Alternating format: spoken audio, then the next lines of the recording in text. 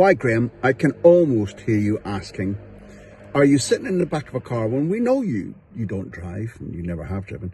Well, I'm in Tim Lee's car. We're in a place called Terrassa, where Xavi Hernandez was born, where Dani Olmo was born, and we've spent most of the day filming with Dani Olmo's dad, and very entertaining and enjoyable it has been too. Tomorrow, and the purpose of this video to Socios is that tomorrow there's a highly controversial game being played. It'll be played at Montjuic, the Olympic Stadium. It's Barca hosting Osasuna. The sad circumstances are that Dr. Miñaro, Barcelona's first-team doctor, died on March 9th on the afternoon of what should have been the Barcelona-Osasuna game. The match has been rescheduled for tomorrow night, much against the wishes of both Osasuna and Football Club Barcelona, both of whom wanted it scheduled for somewhere in the last 2 weeks of the season. For whatever reason, La Liga, and then a judge, when it was appealed, said no. What's controversial about tomorrow is that, starting with Osasuna, who are 6 points off relegation, Budimir is coming back from international duty and would normally have had a little bit more time to recover from the two matches that he played against France before being knocked out. Boyomo, a Cameroon international, is trying to fly back from his international, which was yesterday evening, against, Tuesday evening, against Libya, I'm pretty sure it was. And his flight path is Yaoundé to Paris, Paris, Madrid, Madrid, Barcelona, without going back to Pamplona, arriving without having trained for Vicente Moreno's team, who, as I say, are 6 points off relegation and need to turn Barcelona if they possibly can, as they did at El Sadar, where they thrashed them.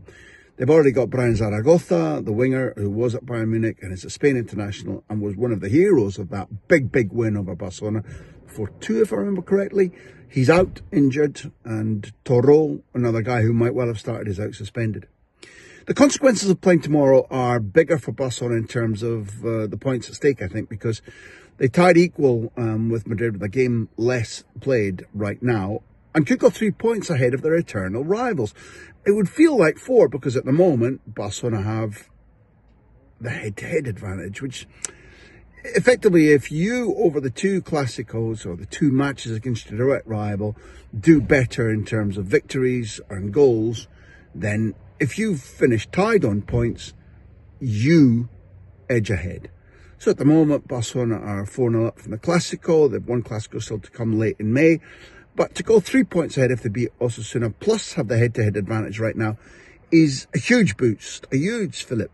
Here come the problems. Casado is injured. There's an injury list already existing that takes some of Barcelona's players out. But Cubarsí came off injured for Spain against Holland in Rotterdam. He's not fit to play. Hansi Flick has announced that Cubarsí is still not fit to play, but, quotes, he'll be on the bench because we need him. That ain't good. Inigo Martinez didn't even make the Spain squad, had to pull out before the action began because of an injury. He's back in training. He's been announced as starting along with Eric Garcia, who's a rare starter at centre-half for Flick and for Barcelona. Then there is a host of tired footballers. Lamine Yamal played 120 minutes and took a penalty missed against Netherlands at Mestalla on Sunday night. And remember, Barcelona have a game cramming right up against them on Sunday afternoon at home to Girona, so no travelling. But nonetheless, there seems to be absolutely no worries or cares for the way in which we're squeezing the athletic and the creative juices repeatedly out of our top footballers. And here comes the coup de grace.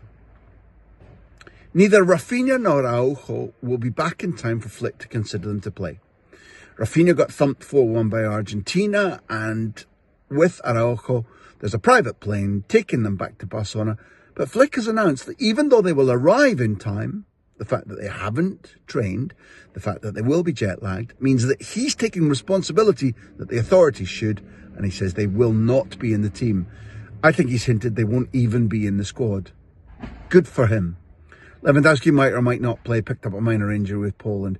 Pedri played bits and pieces of both games. Ferran Torres, bits and pieces. They should start. But we are paying too little account to the way in which players are not given enough rest and recuperation time, and that could have a big effect on Osasuna's right to survive in La Liga and or Barcelona's ability to go 3 points clear at the top of the league. Shocker. Friday morning I'll be giving you a report on how it goes, but it shouldn't be happening this way. You heard it here first. Stay tuned.